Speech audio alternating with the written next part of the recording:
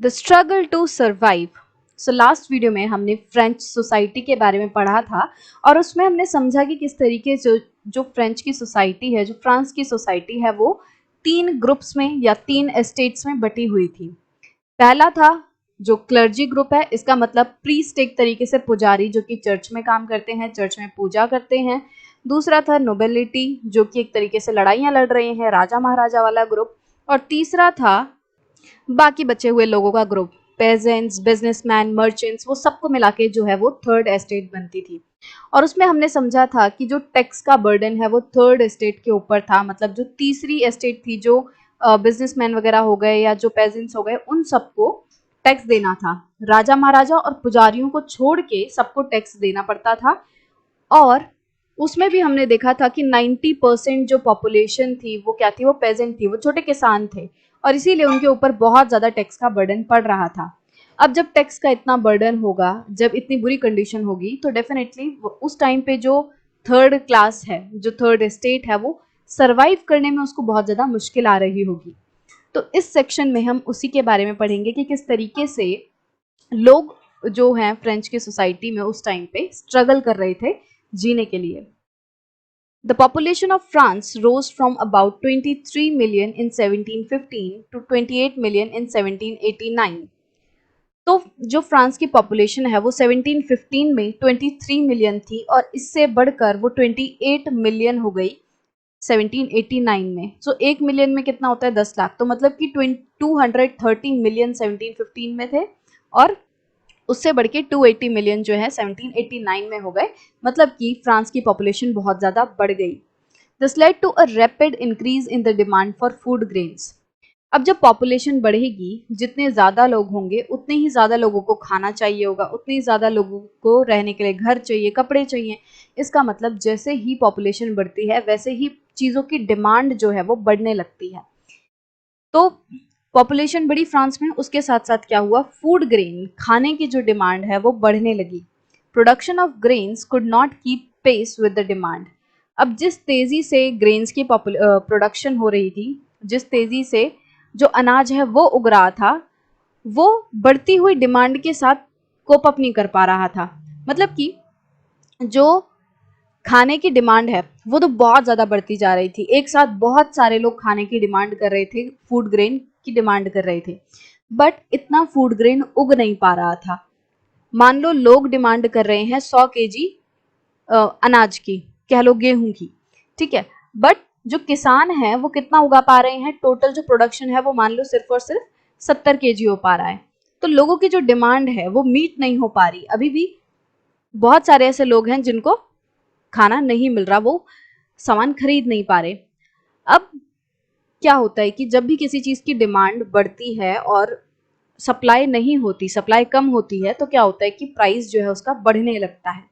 आप यूँ समझो कि एक दुकान है जिस पे मिठाइयाँ हैं, मान लो मिठाई सिर्फ 1 केजी है उस दुकान पे, अब खरीदने वाले हज़ारों लोग हैं, तो दुकानदार क्या कहेगा, जो मुझे सबसे ज़्यादा पैसा देगा मैं उसको ये मिठाई दे दूंगा।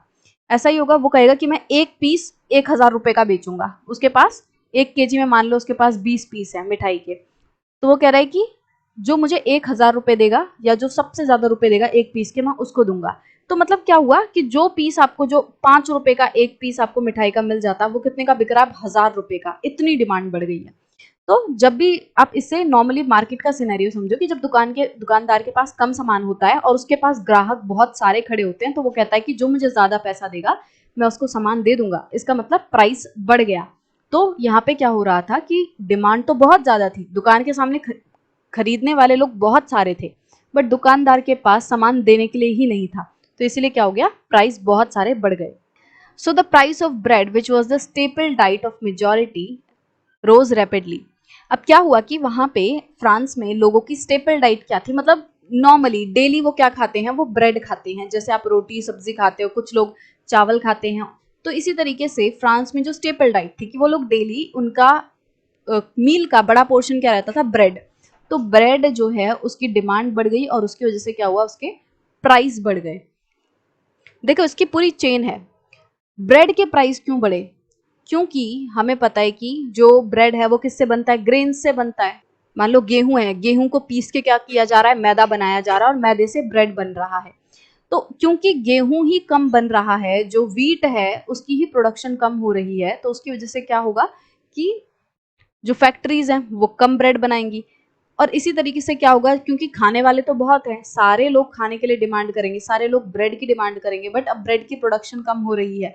और ब्रेड वाले जो लोग ब्रेड बना रहे हैं वो भी कैसे खरीदें, जो फूड ग्रेन है उसके प्राइस बढ़ गए।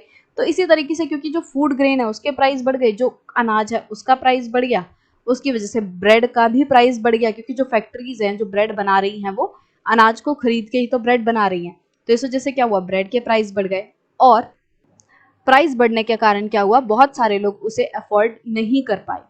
Most workers were employed as labourers in the workshop whose owner fix their wages. उस टाइम पे ज्यादातर जो वर्कर्स थे, जो मजदूर थे, वो वर्कशॉप में एज लेबरर ज्वाइन कर लिया उन्होंने। मतलब एक तरीके से जो छोटे छोटे कारखाने होते हैं वहां पे बहुत सारे वर्कर्स को जॉब पे रख लिया गया, उन्हें एम्प्लॉयमेंट दे दी गई। बट ये जो वर्कशॉप के ओनर्स थे, जो मालिक थे, उन्होंने क्या किया, इन वर्कर्स की सैलरी को, एक तरीके से उनकी जो वेजेस हैं उन्हें फिक्स्ड कर दिया, उनकी जो दिहाड़ी है वो फिक्स कर दी।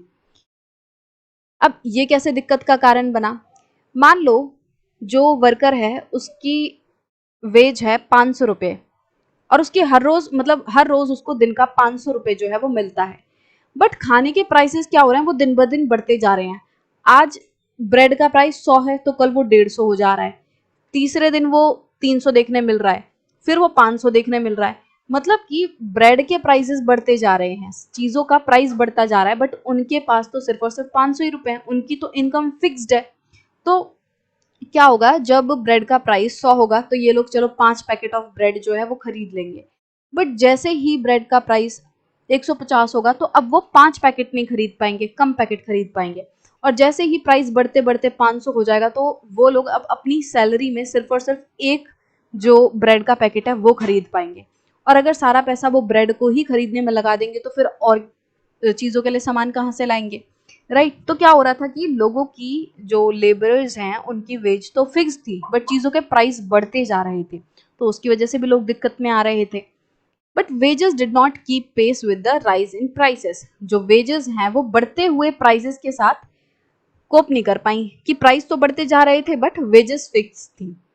So the gap between the poor and the rich widened. और इससे धीरे धीरे करके क्या हुआ कि अमीर और गरीबों के बीच में गैप बढ़ गया, अमीर और अमीर होते चले गए, गरीब और गरीब होते चले गए।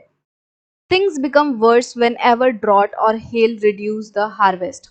और ये पूरी सिचुएशन और ज्यादा खराब हो जाती थी जब हेल या फिर जो ड्रॉट है वो आ जाता था। हेल स्टॉर्म मतलब एक तरीके से ओले पड़ रहे हैं, जब बहुत ज्यादा बारिश हो गई, ओले पड़ने लगे, उसकी वजह से भी फसल जो है वो खराब हो जाती है। ड्रॉट मतलब मान लो किसी साल बारिश ही नहीं हुई, उससे भी फसल जो है वो खराब हो जाती है। तो वैसे ही सिचुएशन बहुत खराब थी भाई। बट क्या हो रहा था कि अगर किसी टाइम बारिश अच्छी नहीं हुई या किसी टाइम बारिश बहुत ज्यादा हो गई, उसकी वजह से भी फसल खराब हो जाती थी, और इसकी वजह से, फसल खराब होने की वजह से सिचुएशन और ज्यादा खराब हो जाती थी। This led to a subsistence crisis, something that occurred frequently in France during old regime. और इस पूरे सिचुएशन की वजह से क्या हुआ, प्राइस बढ़ रहे थे, जो प्रोडक्शन है ग्रेन्स की वो नहीं हो रही थी, ब्रेड्स के प्राइस बढ़ रहे थे, और कभी कभी बारिश या फिर ड्रॉट भी फसल को खराब कर देता था। उसकी वजह से भी जो हार्वेस्ट है वो अच्छा नहीं होता था, मतलब कि फिर से प्रोडक्शन कम हो गई ग्रेन्स की। ये पूरी सिचुएशन मिलके क्या कर रही थी, लोगों के लाइफ में सब्सिस्टेंस क्राइसिस ला रही थी। सब्सिस्टेंस क्राइसिस मतलब एक तरीके से आप समझ सकते हो, सब्सिस्टेंस मतलब कि गुजारा, मतलब कि सब्सिस्टेंस को हम एक तरीके से कह सकते हैं कि जब कोई काम हम गुजारे के लिए करते हैं, अपना गुजारा चलाना, ठीक है। और क्राइसिस मतलब एक तरीके से संकट। तो सब्सिस्टेंस क्राइसिस मतलब अब लोगों के जीने के लाले पड़ रहे थे, लोग अपनी लाइफ जो है वो नहीं सही से चला पा रहे थे, अपना गुजारा जो है सही से नहीं कर पा रहे थे, इतने पैसे उनके पास नहीं थे। तो लोगों की लाइफ में क्या आ रहा था, सब्सिस्टेंस क्राइसिस। और ये जो सब्सिस्टेंस क्राइसिस है मतलब कि लोगों की जिंदगी खतरे में पड़ रही थी, लोग चैन से अपनी जिंदगी नहीं चला पा रहे थे, उन्हें खाने के लिए भी सही से 2 टाइम का जो खाना है वो नहीं मिल पा रहा था, इतनी बुरी सिचुएशन हो गई थी। और इस तरीके के जो सब्सिस्टेंस क्राइसिस हैं वो फ्रांस के लोगों ने बहुत बार झेले ओल्ड रेजिम के time. Now how a subsistence crisis happen. अब हम और अच्छे से समझने की कोशिश करते हैं कि जो सब्सिस्टेंस क्राइसिस है ये कैसे आता है। तो हमने देखा कि मान लो बैड हार्वेस्ट हुआ है, किसी साल बहुत ज़्यादा बारिश हो गई, ओले पड़ गए, और क्या हुआ, उसकी वजह से फसल पूरी बर्बाद हो गई, तो हार्वेस्ट गंदा हुआ। इसका मतलब जो मार्केट है उसमें कम ग्रेन्स जाएंगे, कि मान लो पहले जो है अगर अच्छी फसल होती है तो 500 केजी के जो गेहूं हैं वो प्रोड्यूस होते हैं। अच्छी फसल मतलब मान लो 500 केजी का गेहूं जो है वो बना, वो उगा इस साल, तो उससे क्या होगा, मार्केट में 500 केजी जाएगा, लोग खुशी खुशी खरीदेंगे। बट क्योंकि बारिश बहुत ज्यादा हो गई, फसल बर्बाद हो गई, तो मान लो इस साल 500 केजी की जगह सिर्फ और सिर्फ 200 केजी गेहूं जो है वो उग पाया, राइट। अब इससे क्या होगा कि लोगों की डिमांड तो 500 केजी की थी, लोग तो खुशी खुशी 500 केजी से अपना गुजारा कर पा रहे थे। बट अब क्या होगा, अब सिर्फ और सिर्फ 200 केजी गेहूं इस साल होगा। अब लोग खरीदने के लिए कितना खड़े हैं, 500 केजी, और अवेलेबल सिर्फ कितना है, 200 केजी। तो लोगों की डिमांड मीट नहीं हो पाएगी, और इससे क्या होगा, स्कैरसिटी ऑफ ग्रेन्स आ जाएगा, मतलब मार्केट में ग्रेन्स की कमी हो गई। जितना लोग चाहते हैं उतना ग्रेन्स उन्हें नहीं मिल पाएगा, और इसकी वजह से क्या होगा, क्योंकि सप्लाई कम है, उससे वजह से क्या होगा, यहाँ पे प्राइजेस बढ़ जाएंगे। यहाँ पे है स्कैरसिटी ऑफ ग्रेन्स, और क्योंकि स्कैरसिटी है, क्योंकि प्रोडक्शन बहुत कम हुआ है और डिमांड बहुत ज्यादा है, इसकी वजह से क्या होगा, प्राइस भी ऊपर हो जाएंगे, प्राइस भी बढ़ जाएंगे। अगर प्राइस बढ़ जाएंगे तो लोग खरीद नहीं पाएंगे, तो क्या होगा, the poorest can no longer buy bread. अब क्योंकि प्राइस बढ़ गए ब्रेड के, उसकी वजह से क्या हुआ, अब जो गरीब आदमी है वो नहीं खरीद पाएगा, उसे भूखा रहना पड़ेगा। अगर वो भूखा रहेगा तो उसकी बॉडी जो है वो कमजोर हो जाएगी, वीक हो जाएगी, उसकी बॉडी जो है वो वीक हो जाएगी। वीक बॉडी होगी, उसकी वजह से क्या होगा, डिजीजेस आएंगी, मतलब बहुत सारी बीमारियां फैल जाएंगी, और बीमारियां फैल जाएंगी तो उसकी वजह से अल्टीमेटली क्या होगा, लोगों की डेथ हो जाएगी, बहुत सारे लोगों की मौत हो जाएगी। और दूसरा ये कि अगर बहुत ज्यादा प्राइस बढ़ गई, गरीब जो है वो खाना नहीं खरीद पा रहा, उसकी वजह से क्या होगा, लोगों में लड़ाइयां होनी शुरू हो जाएंगी, खाने की वजह से लड़ाइयां होंगी, लोग दंगे कर रहे होंगे कि किसको कितना खाना मिलेगा, तो लड़ाइयां होंगी, उसकी वजह से भी लोगों की डेथ होगी।